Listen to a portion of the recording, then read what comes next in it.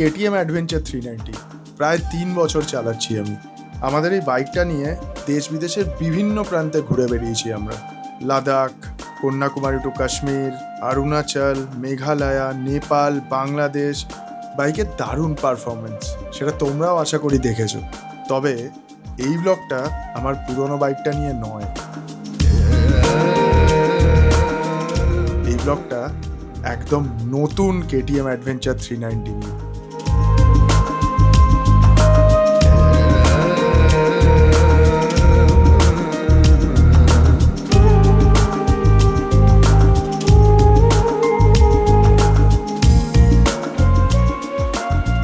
Goa KTM adventure 390 media ride রয়েছে, আর তাই জন্য কেটিএম থেকে আমাকে ইনভাইট করেছে সেই ইভেন্টে পার্টিসিপেট করার জন্য। কিছুদিন আগে আইবিডাব্লিউতে মানে ইন্ডিয়া বাইক উইকে KTM adventure 390 new version launch করেছে। তো নিউ ভার্সন লঞ্চ করার পরে প্রথম যারা সৌভাগ্যবান যে বাইকটা টেস্ট রাইড নিতে পারবে, তো তাদের মধ্যে কিন্তু আমি একজন রয়েছি। তো সেই ইভেন্টে পার্টিসিপেট করতেই যাচ্ছি এখন গোয়া। অলরেডি আমার বাড়ির সামনে গাড়ি এসে গেছে, এই গাড়িটাও কিন্তু কেটিএম থেকে অ্যারেঞ্জ করে দিয়েছে।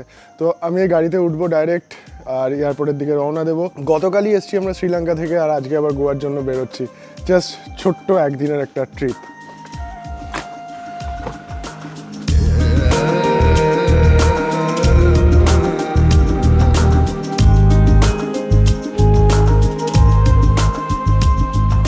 ভোর 5:41 আর আমার সিকিউরিটি চেক ইন কমপ্লিট হয়ে গেছে। আমার ফ্লাইট নাম্বার 6E948 ছাড়বে হচ্ছে গেট নাম্বার 106 থেকে সকাল 7:45। গেট নাম্বার 106 সামনে অনেকক্ষণ এসে দাঁড়িয়েছিলাম, তো বসার জায়গাই পাচ্ছিলাম না। আমার একটুখানি চার্জিং পোর্টও দরকার ছিল, তো তারপরে অন্তত 15 মিনিট দাঁড়ানোর পরে একটা চার্জিং পোর্টের জায়গা পেয়েছি। এখানে চার্জ দিয়েছিলাম ল্যাপটপ। শ্রীলঙ্কা ট্রিপের ভিডিওগুলো এডিট করছিলাম, ওই জন্য একটুখানি এই কাজটা এগিয়ে রাখছিলাম আর কি। হাফ এডিট করতে করতেই মোটামুটি বোর্ডিংয়ের কল এসে গেছে। এখন আমাকে বোর্ড করতে হবে। আপাতত 7টার সময় বোর্ডিং স্টার্ট করছে।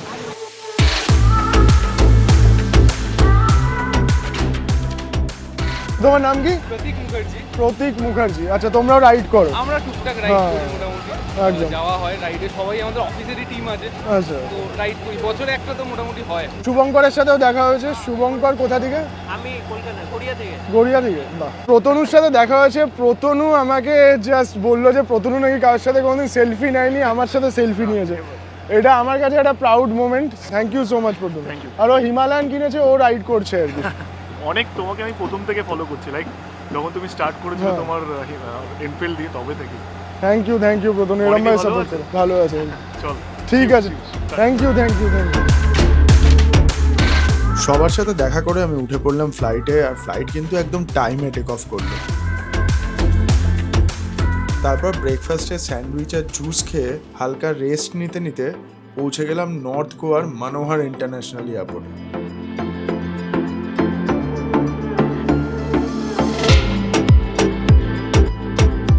আমার ল্যান্ড করার কথা ছিল সকাল 10:45, আর আমি ল্যান্ড করেছি হচ্ছে সকাল 10:35, মানে 10 মিনিট বিফোর টাইম ছিল। আমরা যে এয়ারপোর্টে এসেছি এটা হচ্ছে মনোহর ইন্টারন্যাশনাল এয়ারপোর্ট। এই এয়ারপোর্টটা নতুন হয়েছে নর্থ গোয়াতে, কিন্তু আমাদের যেতে হবে এখন হচ্ছে সাউথ গোয়াতে। অলরেডি আমার গাড়ি এসে গেছে, গাড়িতে বসেই পড়েছি ইনোভা।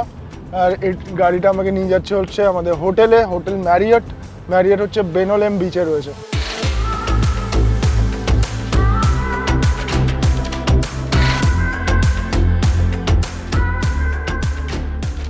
বেনোলিমের ম্যারিয়টে কিন্তু আমি এন্টার করে গেছি, আর রুমটা একটু তোমাদের দেখিয়ে দিই আজকের জন্য। এটা হচ্ছে আমার রুম, খুব সুন্দর একটা রুম। প্রথমে ঢুকে এই সাইডে বাথরুম রয়েছে, বাথরুমটা এরকম দেখতে। বাথরুম থেকে কিন্তু পুরো বেড দেখা যাবে, যদিও এটা টেনে দিলে তাহলে নেমে যাবে, অসুবিধা নেই। আর এদিকে একটা দরজা রয়েছে, যদিও এটা অন্য রুমের। এখানে কাভার্ড রয়েছে কিছু, দেখতে পাচ্ছ। আর এই বেড তো তোমাদের দেখালাম। আর এখান থেকে সামনে পুল এরিয়ার একটা খুব সুন্দর ভিউ পাওয়া যাচ্ছে। এই হচ্ছে পুল এরিয়া। আপাতত আমি একটু ফ্রেশ হবো, ফ্রেশ হয়ে আগে চলে যাবো লাঞ্চ করতে। খিদেও পেয়েছে খুব জোরে, তো লাঞ্চ করে নিই। এখন 1:05 বাজে অলরেডি। 2টো থেকে আমাদের ইভেন্ট আছে, 2টো থেকে ব্রিফিং সেশন রয়েছে। আর নতুন বাইক দেখার জন্য আমি তো প্রচণ্ড এক্সাইটেড। আশা করছি তোমরাও আমার সাথে ততটাই এক্সাইটেড। তো নতুন বাইক খুব তাড়াতাড়ি তোমাদের দেখাতে চলেছি। আগে যাই, গিয়ে ঝটপট লাঞ্চ করি। লাঞ্চ করে চলে এসেছি আবার রুমে। এখন একটু আমাকে রেডি হয়ে নিতে হবে, কারণ এরপরেই সেশন রয়েছে, তারপরে রাইড রয়েছে। আর এই রাইডের জন্য রাইনক্স থেকে আমার কাছে পাঠিয়েছে জ্যাকেট অ্যান্ড প্যান্ট। এটা হচ্ছে tornado pro 4 jacket, C certified. এটা হচ্ছে tornado pro pant, full black set up পরে আজকে আমি রাইড করবো। This is how I am looking like. আমার তো ভালোই লাগছে, ব্ল্যাক জ্যাকেটে দারুণ লাগছে দেখতে। Can't wait to go to sleep and celebrate my dreams.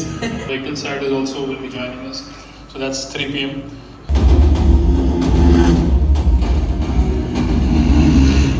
Boidi Chatterjee, I'm from Kolkata. I just want to ask you, there is any specific thought behind reducing the seat height, because I am 6'4" and I have been riding from last 2 years. I mean, see, from the Indian perspective, 6 feet 4 inches is actually maybe rare. not even 5 percentile, I would say. 100% correct, but it would actually be easier to take the Enduro and buy the Master. So brand new KTM adventure 390 কিন্তু আমার সামনে এখন দাঁড়িয়ে আছে। Orange, black and হোয়াইটের অদ্ভুত একটা সুন্দর কালার কম্বিনেশন। আর এখানে দেখতে পাচ্ছ এটা হচ্ছে হেডলাইট, তার সাথে ভাইজার। একদম কেটিএম এর ডাকার র্যালি যে ভার্সন রয়েছে, তো সেইটা 450 ডাকার র্যালির বাইকটার মতোই কিন্তু দেখতে করেছে একদম হেডল্যাম্পটা।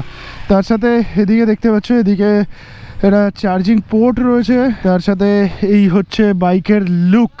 ডিসপ্লে যদি অন করি, ডিসপ্লে অন করলে এখানে দেখা যাচ্ছে রেডি টু রেস। তার সাথে সাইড স্ট্যান্ড ইন্ডিকেটার রয়েছে।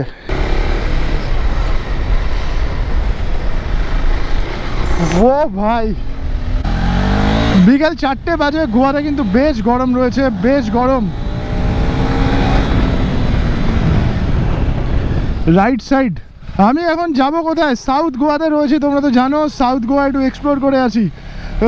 প্রত্যেকে বাইক নিয়ে চলে গেছে। এখানে 20 জন ইনফ্লুয়েন্সার রয়েছে, আজকে ব্যাচ 2। গতকাল কিন্তু 20 জন ছিল ইনফ্লুয়েন্সার, আজকেও কিন্তু 20 জন ইনফ্লুয়েন্সার নিজের মতো বাইক নিয়ে বেরিয়ে পড়েছে। তার মধ্যে আমি একজন। আর মোস্ট প্রবলি আমাদের জোন থেকে, আমাদের জোন বলবো না, আমাদের স্টেট থেকে I am the first one যে KTM adventure 390, brand new KTM adventure 390 ride করছে। আর আমার নিজের ল্যাঙ্গুয়েজে তোমাদের সাথে রিভিউ দেওয়ার চেষ্টা করছে। যাই হোক, আমি এখন যাচ্ছি হচ্ছে কোলা বিচের ক্লিফ থেকে সানসেট দেখবো। এখন বিকাল 4টে বাজে, একটু রাইডও হয়ে যাবে এখান থেকে। প্রায় 30-32 কিলোমিটার, 33 কিলোমিটার ডিস্টেন্স কোলা বিচের। তো ওইদিকে এখন আমি যাচ্ছি। বাইকটাতে বসে আমি প্রথমেই যেটা ফিল করলাম যে ভাইজারটা কিন্তু যথেষ্ট উঁচু রয়েছে, আর ডাইরেক্ট হাওয়া আছে, হিট করছে না বডিতে। তো রাইড কিন্তু অনেক কমফোর্টেবল হবে। হাইওয়েতে যখন 100 স্পিডে ক্রুজ করব, তখন কিন্তু যথেষ্ট কমফোর্টেবল হবে রাইড। ও ব্রেকিং দুর্ধর্ষ। ফার্স্টে বাইকটা চালিয়ে আরও একটা জিনিস যেটা মনে হচ্ছে, ম্যানুভারিং করা খুবই ইজি। হ্যান্ডলিং এত সুন্দর, এত স্মুথ যে কী বলবো। র পাওয়ার রয়েছে, জাস্ট র পাওয়ার।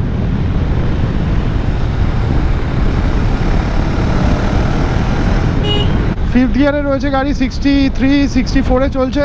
এরপরে যখন থ্রটলটা মারবো না, একটা আওয়াজ হবে, দেখো খালি। ও আলাদাই একটা শান্তি দিচ্ছে, আলাদাই একটা শান্তি।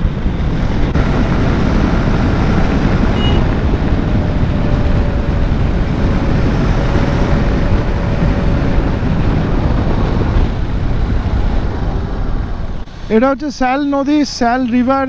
ডান দিকে কিন্তু সমুদ্র রয়েছে, আর সামনের দিকটা দেখতে পাচ্ছ পাহাড়, দূরে কিন্তু পাহাড় দেখা যাচ্ছে। ওইদিকেই আমাদের জার্নি। গোয়া স্পেশাল রাস্তা, দুদিকে নারকেল গাছ, মাঝখান দিয়ে সরু রাস্তা, একদম টারম্যাক, ভারি স্মুথ রাস্তা। 100 স্পিডের ব্র্যান্ড নিউ কেটিএম অ্যাডভেঞ্চার 390। গোয়ার এই জিনিসটা আমার সব থেকে বেশি ভালো লাগে, সমুদ্র, তার সাথে সাথে পাহাড়, ওয়েস্টার্ন ঘাটস মাউন্টেন রেঞ্জ বলতে পারো এখানে রয়েছে। তো দারুণ একটা মেলবন্ধন রয়েছে সমুদ্রের সাথে পাহাড়ের।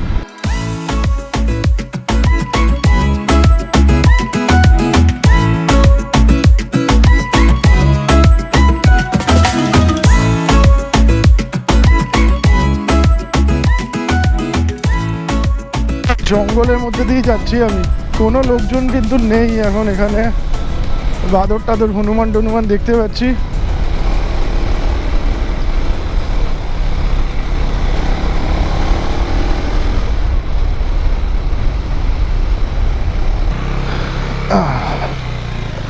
রাস্তা ঠিক না? রাস্তা হ্যাঁ ঠিকই মনে হচ্ছে, ঢুকে পড়েছি।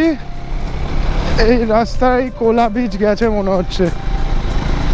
ক্লিফে গিয়ে পৌঁছাবো।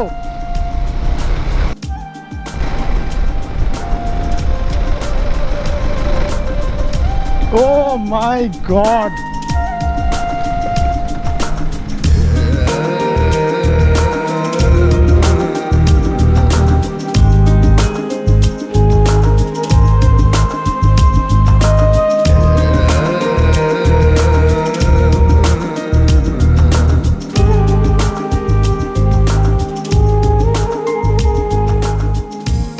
কোলা বিচের ক্লিফে আমি পৌঁছে গেছি, আর কোলা বিচের ক্লিফে দাঁড়িয়ে বাইকটাকে জাস্ট দেখছি, এদিকে সানসেট হচ্ছে আর বাইকটাকে জাস্ট দেখছি। বাইক তো দেখবোই, তার সাথে সাথে তোমাদের একটুখানি ইনফর্ম করে দিই বাইকের কী কী স্পেসিফিকেশন রয়েছে। প্রথমেই যদি গাড়ির ইঞ্জিনে চলে আসি, LC4C engine, all new 398.63 CC single cylinder liquid কুল FI ইঞ্জিন। আগেরটা ছিল 373 সিসি, এইবারে কিন্তু প্রায় 25 সিসি মতো বেড়েছে। আবারও কিন্তু বেশ কিছুটা বেড়েছে। গাড়ির 8500 RPM এ 46 bhp পাওয়ার প্রডিউস করছে, আর 6500 RPM এ 39 Nm টর্ক প্রডিউস করছে।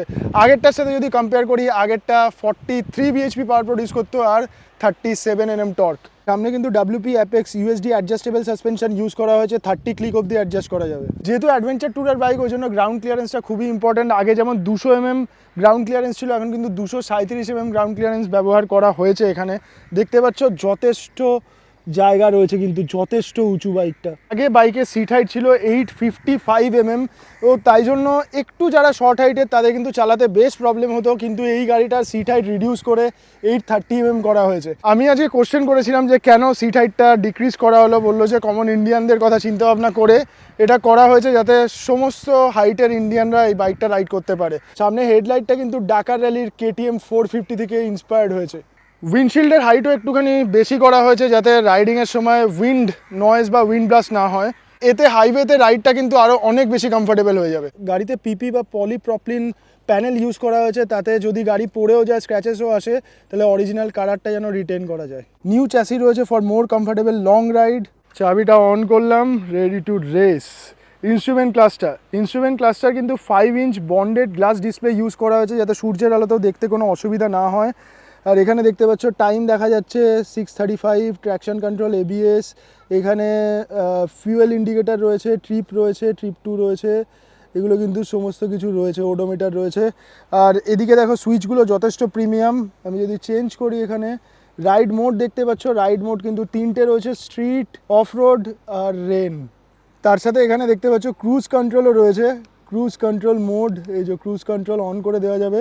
আর এই সুইচ দিয়ে কিন্তু এই এক্সেলেটার বাড়ানো কমানো যেতে পারে, থ্রটেল বাড়ানো কমানো যেতে পারে। Spoke wheel with tubeless tyre, ফ্রন্টে 21 ইঞ্চি টায়ার প্রোভাইড করা হয়েছে অ্যাপোলো ট্র্যাম্পলা, আর পেছনে হচ্ছে 17 ইঞ্চি 130, 80 আর 17 টায়ার ইউজ করা হয়েছে। এই সেগমেন্টের যে বাইকগুলো রয়েছে তাতে এত ফিচার্স আছে বলে তো আমার মনে হয় না। তো একবার তোমরা টেস্ট ড্রাইভ করে দেখতে পারো। এরপরে যখন কলকাতায় বাইকটা আসবে তখন আমি নেব, আমি নিয়ে চালাবো এবং নিজের রাইড এক্সপিরিয়েন্স শেয়ার করবো। লং রাইডে কীরকম বাইকটা পারফর্ম করছে সেটা তোমাদের সাথে অবশ্যই শেয়ার করবো। সকাল 6:48 আর আমরা শুরু করে দিলাম আমাদের জার্নি। আমাদের সাথে এক্সপার্ট যাচ্ছে, একটা ট্রেলে নিয়ে যাবে এখান থেকে 35 কিলোমিটার্স দূরে একটা ট্রেল রয়েছে, অফরোড ট্রেল বানানো হয়েছে স্পেশালি ফর দিস রাইড। তো ওখানে এখন আমরা যাচ্ছি, ওখানে গিয়ে কিন্তু করব বাইকের টেস্টিং, অফরোড টেস্টিং করব, যে কীরকম সাসপেনশন রয়েছে, কীরকম কাজ করছে সমস্ত কিছু। পরপর 20টা ADV যাচ্ছে, ব্যাপারটাই আলাদা, পুরো ব্যাপারটাই আলাদা। 20টা ADV, একদম brand new ADV 390। Pick up দেখো,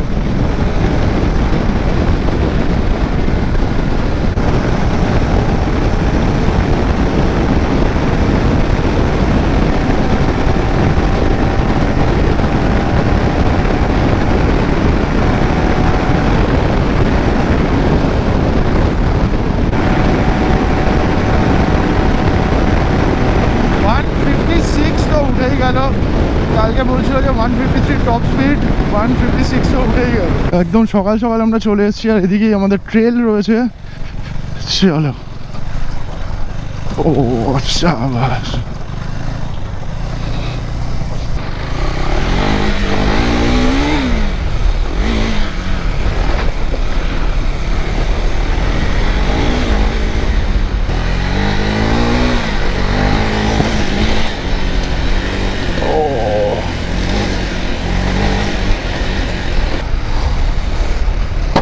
ওরে বাবা রে,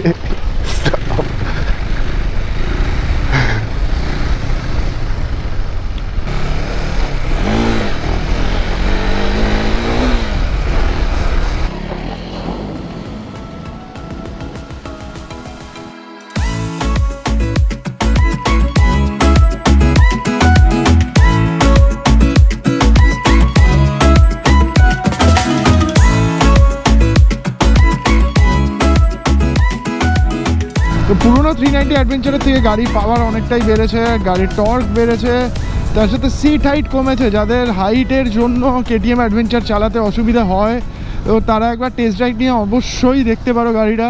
তো অনেকটাই কিন্তু আমার তো মনে হচ্ছে খুব একটা অসুবিধা হবে না। পুরোনো 390-তে কী হয় যে যখন ধরে নাও ট্র্যাকশন কন্ট্রোল অফ করলাম, তারপরে গাড়ি স্টার্ট দিলাম, স্টার্ট দিয়ে চালাচ্ছি, চালানোর পরে যখন গাড়ি অফ হচ্ছে তারপরে কিন্তু ট্র্যাকশন কন্ট্রোল আবার অটোমেটিক্যালি অন হয়ে যায়। তো এখানে এই জিনিসটা সুবিধা রয়েছে যে তুমি যদি অফরোড মোডে দিয়ে দাও তো অফরোড মোডেই কিন্তু এটা রিটেন করে যাবে, সেরকমই রেন মোডে যদি দাও রেন মোডে রিটেন করবে, আর যদি স্ট্রিট মোডে দাও স্ট্রিট মোডে রিটেন করবে। স্টার্ট অফ অনের কোনো ব্যাপার নেই। হেডলাইটের পাওয়ার কিন্তু আমার পুরোনোটার থেকে একটু বেশিই লাগলো, তো রাত্রিবেলা দেখতে অসুবিধা হবে না। হ্যাঁ, হাইওয়েতে অবশ্যই অক্সিলারি লাইট লাগবে। তো গাড়ির লুকটা কিন্তু আগের থেকে অনেক বেশি অ্যাগ্রেসিভ। তোমাদের প্রথমেই বলেছি যে এটা ইন্সপায়ার্ড ফ্রম ডাকার 450 র্যালি, কেটিএমের ডাকার র্যালির যে বাইকটা রয়েছে সেটা থেকে ইন্সপায়ার্ড। তো একটা স্লিক লুক রয়েছে, আর গাড়িটাকে না তুমি খুব সুন্দরভাবে হোল্ড করতে পারবে, ওই জন্য চালানোর সময় কোনো অসুবিধা হবে না, কোনো অসুবিধা হবে না। দেখো কি সুন্দরভাবে আমি হোল্ড করে নিয়েছি গাড়িটাকে, তো ম্যানুভার করা খুবই ইজি হয়ে যাবে। তার সাথে এক্সট্রা ক্রুজ কন্ট্রোল রয়েছে, তবে ক্রুজ কন্ট্রোল আমি এখনও অবধি ইউজ করিনি।